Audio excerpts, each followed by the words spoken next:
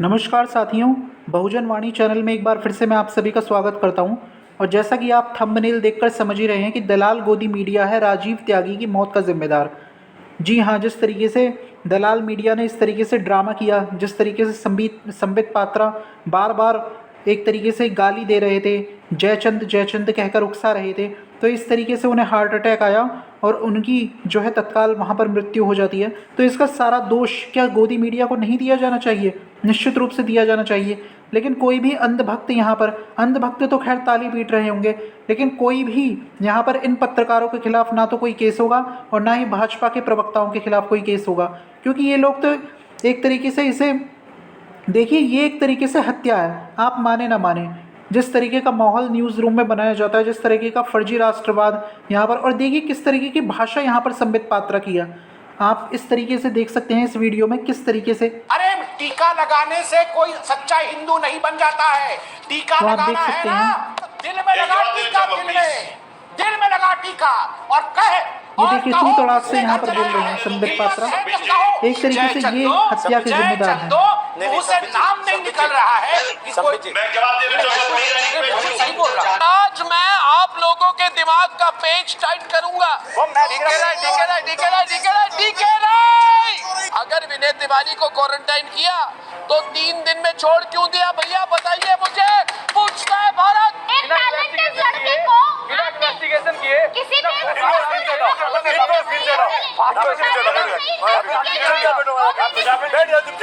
मैंने बहुत पहले लिखा था कि एक डिबेट शो जो है इसकी डिजाइन ओपिनियन के नाम पर ओपिनियन की हत्या की। एक दिन स्टूडियो में चाकू चल जाए, लिखा और वही हो रहा है। राजनीतिक दलों को ये सीधे तौर पर ये सोचना होगा कि क्या इन बहसों से देश का कोई भला होता है। सबसे पहले तो डिबेट का टाइटल ऐसा चुना जाता है जिससे समाज में बंटवारा हो सके। आप जो यहाँ कहते रहेंगे मैं उसे सुनती रहूंगी, ये भी नहीं है, ये भी नहीं है। और बताता हूँ आपको, और बताता हूँ आपको।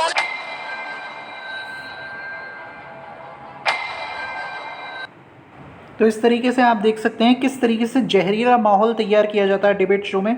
और एक तरीके से इसी का कारण था कि इस राजीव त्यागी जी को बार बार इस तरीके से गाली। और ये देखिए कि संबित पात्रा तू तड़ाक से बोल रहा था। अब मैं तू तड़ाक से यहाँ पर संबित पात्रा को बोल रहा हूँ, ये इसी के योग्य हैं। और देखिए ये एक तरीके से हत्या के दोषी यही हैं और जो चैनल का प्रवक्ता है वो। लेकिन क्या इनको दोषी माना जाएगा? क्या भाजपा की नज़र में ये दोषी होंगे? क्योंकि भाजपा के तो ये पिछलग्गू हैं और भाजपा कभी भी इन पर कोई कार्रवाई नहीं करेगी। ये आप देख सकते हैं किस तरीके से। और ये आप देख सकते हैं कि टीवी डिबेट के दौरान ही हार्ट अटैक आया था राजीव त्यागी जी को। डिबेट में संबित पात्रा राजीव त्यागी को जयचंद कहकर बार बार अपमानित कर रहा था। एंकर रोहित सरदाना ने संबित पात्रा को प्रोत्साहित किया। ये देखिए जो एंकर होते हैं ये भाजपा के जब बोलते हैं प्रवक्ता, तब उनको एक तरीके से उनका मनोबल बढ़ाते हैं। और दूसरी पार्टी का कोई भी व्यक्ति बोलता है तो आपने देखा ही होगा कि अर्णव गोस्वामी किस तरीके से चिल्लाता है, किस तरीके से उसका मनोबल एक तरीके से उसको बिल्कुल गिराने की, चिल्लाने में देखिए अर्णव गोस्वामी का कोई भी सानी नहीं है। जिस तरीके से वो चिल्लाकर डिबेट करता है इन दोनों पर और चैनल के मालिक पर राजीव त्यागी को मौत के मुंह में धकेलने का मुकदमा क्यों नहीं बनना चाहिए? निश्चित रूप से बनना चाहिए। जिस तरीके से रोहित वेमुला के हत्यारे को आज तक सजा नहीं दी गई, उसी तरीके से ये भी बचे रहेंगे। क्यों? क्योंकि ये भाजपा के पिछलग्गू हैं। इस मामले में तो वीडियो फुटेज का सबूत सबके समक्ष मौजूद है। देखिए सबूत तो आप देख सकते हैं कि किस तरीके से एनडीटीवी ने स्टिंग किया था और एक गौ हत्या के आरोप में मारे गए व्यक्ति पहलू खान का शायद उन्होंने स्टिंग किया था, जिसमें कि उसने स्वीकारा था कि हमने पहलू खान को ज़बरदस्ती मारा, भले ही वो गौवंश का नहीं था लेकिन फिर भी हमने। तो इस तरीके से आप देख सकते हैं कि ये सबूत होने के बाद भी ये केवल इसलिए बचे रहेंगे क्योंकि भाजपा के पिछलग्गू हैं। जब सिर्फ इस कल्पना के आधार पर कि बंगाली लड़कियों को काला जादू आता है, ईडी, सीबीआई, सुप्रीम कोर्ट और सारे चैनल एक लड़की में हत्यारे ढूंढ चुके हैं, तो ये तो बड़ा पुख्ता मामला है। जी हाँ बिल्कुल, ये तो सीधे सीधे एक तरीके से सीधा सीधा सबूत है और सीधे सीधे पता चल रहा है कि संबित पात्रा उन्हें मेंटली टॉर्चर कर रहा है एक तरीके से, जिस तरीके की भाषा वो इस्तेमाल कर रहा था। तो ये यहाँ पर क्यों नहीं बनना चाहिए, ये एक प्रश्न है। देखिए सोशल मीडिया से लेकर हर जगह ये गुस्सा है कि चैनलों पर होने वाली डिबेट को जहरीला बनाया जाता है। और लोग देखिए इसके खिलाफ अब आ रहे हैं। अब हमें इसका बहिष्कार करना होगा, इस तरह के चैनलों का बहिष्कार करना होगा। राजीव त्यागी बुधवार शाम को एक राष्ट्रीय न्यूज़ चैनल पर हो रही डिबेट में शामिल हुए थे। कांग्रेस नेताओं और कार्यकर्ताओं का खुलकर कहना है कि डिबेट के दौरान हुई जहरीली टिप्पणियों के चलते राजीव त्यागी को गहरा आघात पहुंचा और उन्हें दिल का दौरा पड़ा। त्यागी जी का इलाज करने वाले डॉक्टर ने भी कहा था कि कांग्रेस नेता को डिबेट के दौरान ही दिल का दौरा पड़ा और उनकी हालत नाजुक हो गई। यह आप देख सकते हैं। और देखिए गौरव वल्लभ ने वीडियो भी जारी किया है जिसमें अंतिम शब्द हैं राजीव त्यागी के ऊपर क्या दबाव रहा होगा। और वल्लभ ने देखिए बेहद गंभीर आरोप लगाते हुए कांग्रेस के प्रवक्ता है, उन्होंने कहा है कि डिबेट का टाइटल ऐसा चुना जाता है जिससे समाज में बंटवारा हो सके, भाई को भाई से लड़वाया जा सके, समाज में वैमनस्य पैदा हो सके। उस टाइटल में बिना डिबेट के सत्ताधारी दल को विजयी घोषित कर दिया जाता है। जिस देख सकते हैं कि आप सत्ताधारी दल होता है उसको देखिए डिबेट का कोई मतलब नहीं रह गया। इन डिबेट से कुछ हासिल नहीं होने वाला, सिर्फ कुछ देर का चिल्लाना होता है और निष्कर्ष इससे कुछ नहीं निकलता। इसलिए हम सबको देखिए आप तो अनसब्सक्राइब करिए ही इन चैनलों को। आपके आस पड़ोस में कोई हो तो उसे भी अनसब्सक्राइब करने के लिए प्रेरित कीजिए, क्योंकि देखिए ये जहर हमको खुद ही रोकना होगा। ये जहर तो देखिए फ्री डिश पर भी अवेलेबल है, जो फ्री डिश डीडी की लगाई जाती है उसमें ये चैनल आपको ज़रूर मिलेंगे। और कुछ फ्री मिले ना मिले जीवन में, लेकिन ये जहर ज़रूर आपको फ्री दिया जा रहा है। तो ये इस जहर से देखिए आपको और हमको ही बचना होगा, हमको खुद ही प्रयास करना होगा। एक कांग्रेसी प्रवक्ता के सामने 3 से 4 अघोषित प्रवक्ताओं को बैठा दिया जाता है।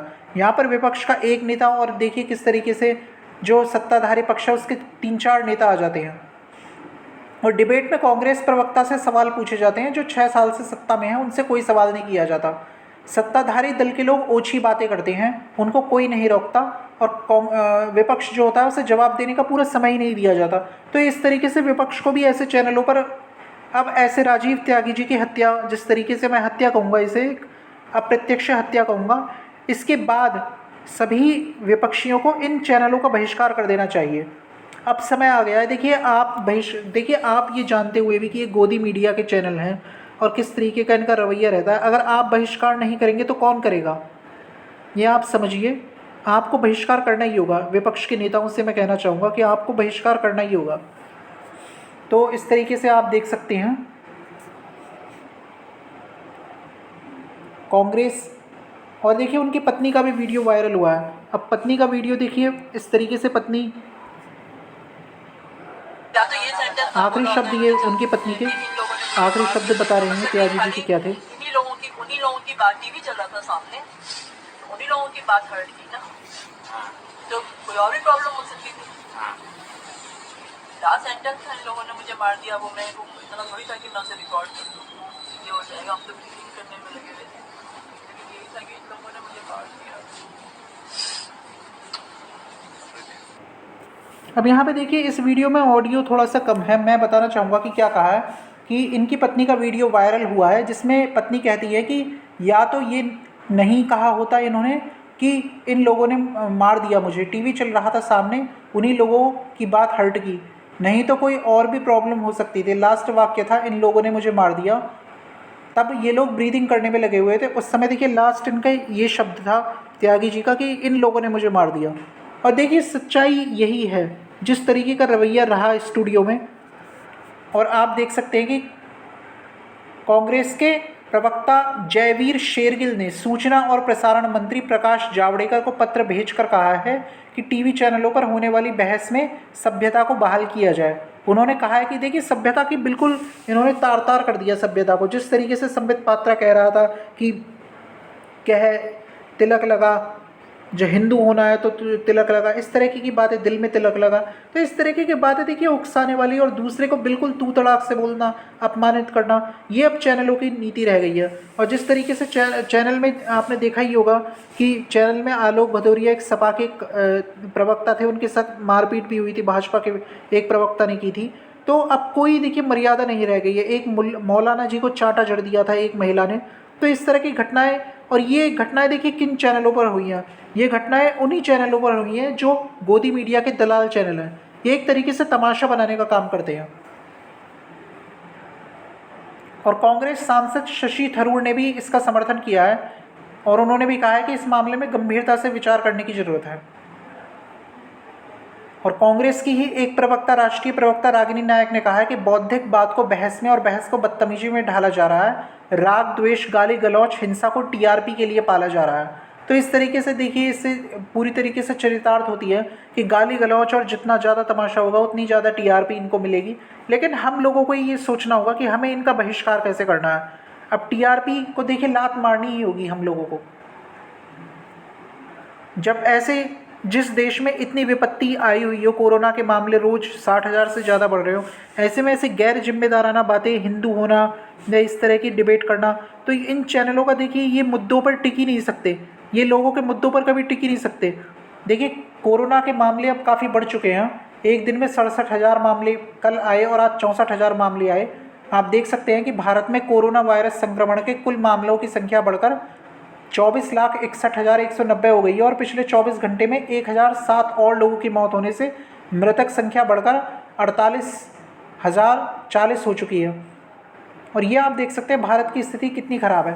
भारत में कोरोना वायरस संक्रमण के शुक्रवार को लगातार तीसरे दिन 60,000 से अधिक मामले दर्ज किए गए। शुक्रवार को 64,553 नए मामले सामने आने के बाद देश में संक्रमण की कुल संख्या 24 लाख के पार चली गई, जबकि इनमें से 17 लाख से अधिक लोग देखिए स्वस्थ तो हो रहे हैं, लेकिन अपने आप में इतने ज़्यादा मामले आना बहुत बड़ी बात है। एक दिन या 24 घंटे के दौरान मरने वालों की बात करें तो बीते 13 अगस्त को 942, 12 अगस्त को 834 और 11 अगस्त को 871 और 10 अगस्त को 1,007 लोगों की मौत हुई थी। देखिए 1,007 लोगों की मौत अब फिर से हो गई है 14 अगस्त के दिन। तो इस तरीके से आप देख सकते हैं जब इतनी देश में महामारी फैली हुई हो, और उस समय देखिए कि सुप्रीम कोर्ट में किस तरीके का सुप्रीम कोर्ट में एक खेल खेला जा रहा है कि ऐसे मामले जो बच्चों के भविष्य से जुड़े हुए हैं, छात्रों के भविष्य से जुड़े हुए हैं। देखिए छात्रों के भविष्य से जुड़ा हुआ मामला है एग्ज़ाम का, पेपर का, जो फाइनल ईयर के पेपर हैं उन्हें सरकार ने फर्स्ट ईयर और सेकेंड ईयर को तो प्रमोट करने का फैसला किया है यूजीसी ने, लेकिन फाइनल ईयर की परीक्षा कराई जा रही है। लेकिन क्यों कराई जा रही है, ये एक समस्या पर है, क्योंकि आप देख सकते हैं कि जिस तरह की महामारी फैल रही है भारत में, रोज़ इतने मामले सामने आ रहे हैं। और सुप्रीम कोर्ट में देखिए इस बात पर फैसला ना होकर प्रशांत भूषण का जो केस है कि प्रशांत भूषण ने सुप्रीम कोर्ट की अवमानना की, तो उसका केस उन पर लड़ाया जा रहा है, जो कि एक गैर जरूरी केस है। यहाँ सबसे आवश्यक जरूरी बच्चों के भविष्य से जुड़ी हुई चीज़ है, जिसको कि टाला जा रहा है। 8 अगस्त से हियरिंग, 4 अगस्त से हियरिंग जो है 10 अगस्त हुई, 10 अगस्त से हियरिंग बढ़ के 14 अगस्त हुई, अब 14 अगस्त से फिर 18 अगस्त तक की हियरिंग बढ़ा दी गई है। तो देखिए बच्चों का मामला है कितना डिले किया जा रहा है, जो बहुत ही एक ज़रूरी मामला है। और जो गैर ज़रूरी मामला है प्रशांत भूषण का, वो उसे देखिए किस तरीके से जो है तुरंत ही उस पर फैसला हो रहा है। 20 तारीख को हियरिंग हो रही है। तो आप देख सकते हैं कि किस तरीके से जो मैंने चर्चा की कि जो छात्रों का मामला है फाइनल ईयर की परीक्षा के, तो उसमें देखिए एक वकील, दीवान नाम के वकील खड़े हुए हैं, जिन्होंने कि बहुत सारे प्रश्न खड़े किए कि ट्रांसपोर्ट और accessibility to appear for exam, जिससे कि एग्ज़ाम सेंटर पे पहुंचने की जो व्यवस्था है उस पर भी सवाल खड़े किए कि इस समय नहीं हो सकती है। और ये भी बताया कि किस तरीके से परीक्षाओं के होने की अनिश्चितता से जो है छात्रों में एक एंजाइटी, एक घबराहट भी बढ़ रही है। तो इस तरीके से कई सवाल उन्होंने किए और एक तरीके से उन्होंने इस बात पर भी बहस की कि कोरोना के मामले जब केवल हज़ारों में थे तब पेपरों को एग्ज़ाम को पोस्टपोन कर दिया गया था, लेकिन अब जबकि लाखों में केस हैं तब कैसे सरकार सोच सकती है परीक्षा कराने के लिए। और दीवान जी ने ये भी बताया कि जो स्टूडेंट होमोजीनियस ग्रुप में हैं, उस तरीके से देखिए यहाँ पर डिज़ास्टर मैनेजमेंट एक्ट का भी इन्होंने वर्णन किया है कि डिज़ास्टर मैनेजमेंट जो एक्ट है उसमें सरकार किसी भी तरह का बदलाव नहीं कर सकती, और ये जो कोरोना की महामारी एक तरीके से डिज़ास्टर मैनेजमेंट एक्ट के तहत ही आती है।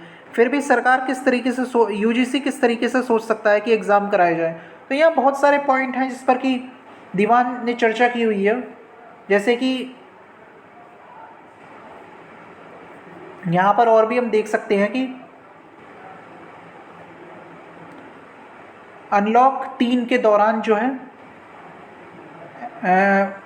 डिज़ास्टर मैनेजमेंट एक्ट और एजुकेशनल गाइडलाइन को इस तरीके से सरकार फॉलो कर रही है, सरकार के पास ये, राज्य सरकार के पास भी ये अथॉरिटी रहती है।